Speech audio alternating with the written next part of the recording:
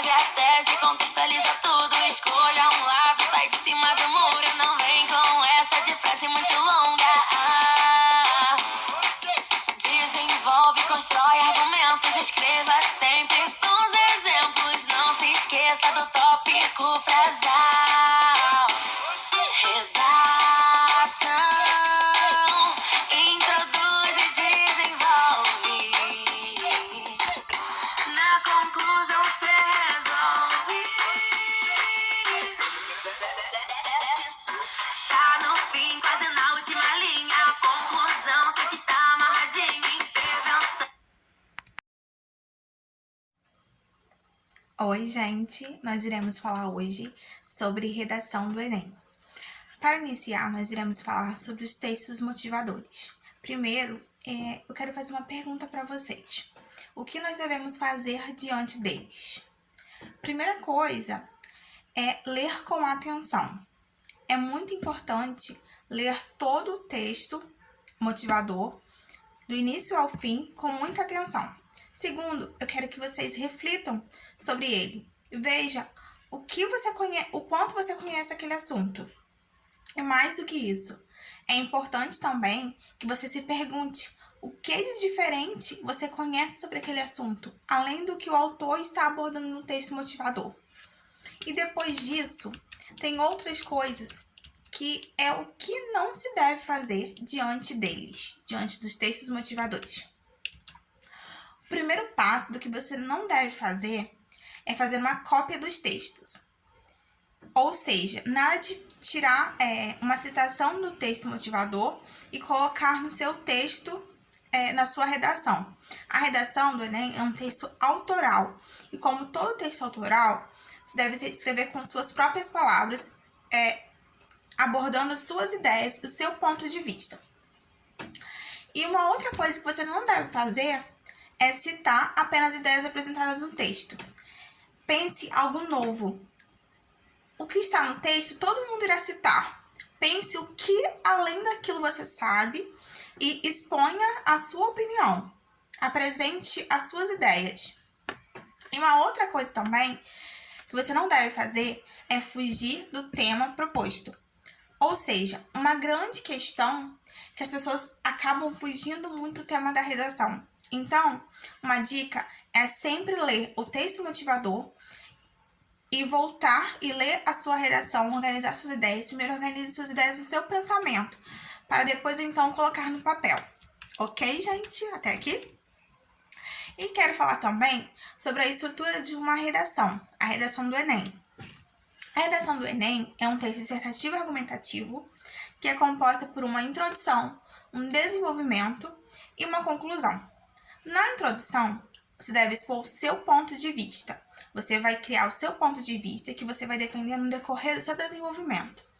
No seu desenvolvimento, você vai argumentar de acordo com o seu ponto de vista. Mas nada de ficar em cima do muro, hein, gente? Tenha uma ideia fixa em mente e defenda ela do início ao fim, ok? E o terceiro passo é a conclusão. A conclusão, você vai amarrar todas as suas ideias e vai concluir o seu texto de forma coerente e coesa, e você vai inserir a sua proposta de intervenção. E também tem uma outra questão. Eu vejo muitas pessoas falando a questão do título na redação do Enem. Se é algo viável ou não. Se as pessoas pensam que vão ter mais pontos por colocar um título, mas na verdade não é bem isso. As redações do Enem que tiram a nota máxima, na verdade são redações que chegam a 30 linhas ou bem próximas de 30 linhas, 29 ou 28 linhas. Então, quando você coloca um título, você acaba perdendo um pouco mais de linha. E na redação do Enem, cada linha é muito importante, gente. Então, não coloque título, porque o avaliador não irá avaliá-lo. E você irá perder linhas assim, você irá perder um pouco mais de espaço para o seu texto. E vemos que um texto da redação do Enem com nota 1000 é um texto coerente, coeso, que as pessoas conseguem colocar o seu ponto de vista e conseguem também usar a linguagem, a norma padrão. a linguagem formal.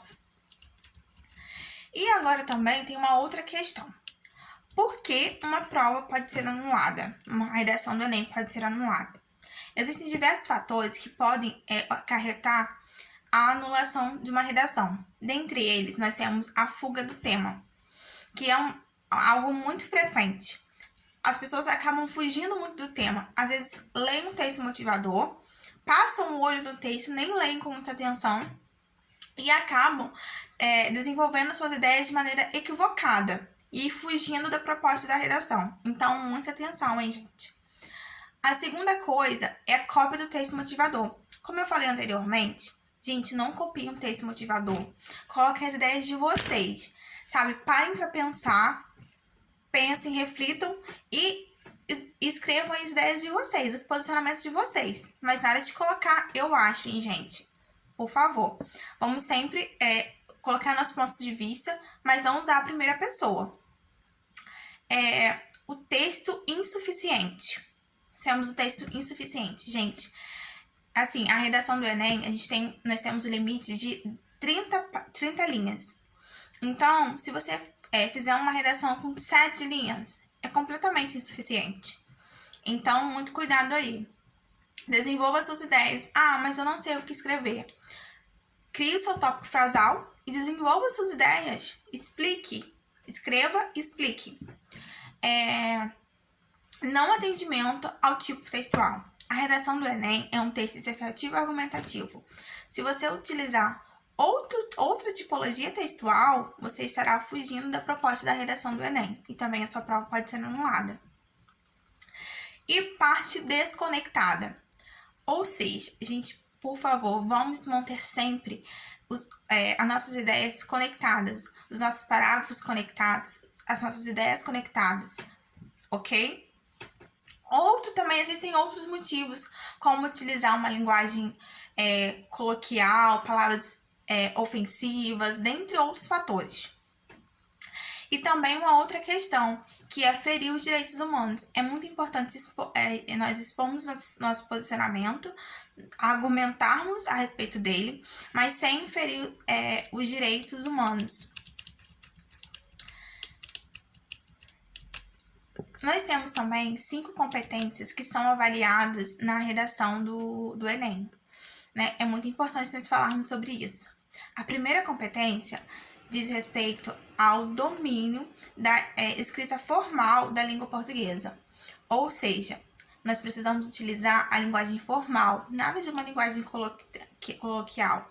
Nós estamos falando de uma redação de vestibular do Enem. Ok? E a segunda competência é compreender a proposta da redação e realizá-la de forma coerente e coesa. Então, eu tenho que entender a proposta para eu não fugir do tema e realizá-la de forma coerente. O terceiro tópico é argumentar. Eu tenho que saber argumentar, tenho que saber utilizar os meus argumentos. E a quarta competência é demonstrar conhecimentos linguísticos em sua argumentação. Nós precisamos demonstrar o domínio linguístico, nós precisamos demonstrar um vocabulário rico e amplo. E também a quinta competência seria a proposta de intervenção compatível com o problema abordado. Não tem como eu falar de A e terminar em Z. Se eu estou falando de A, eu tenho que terminar em A.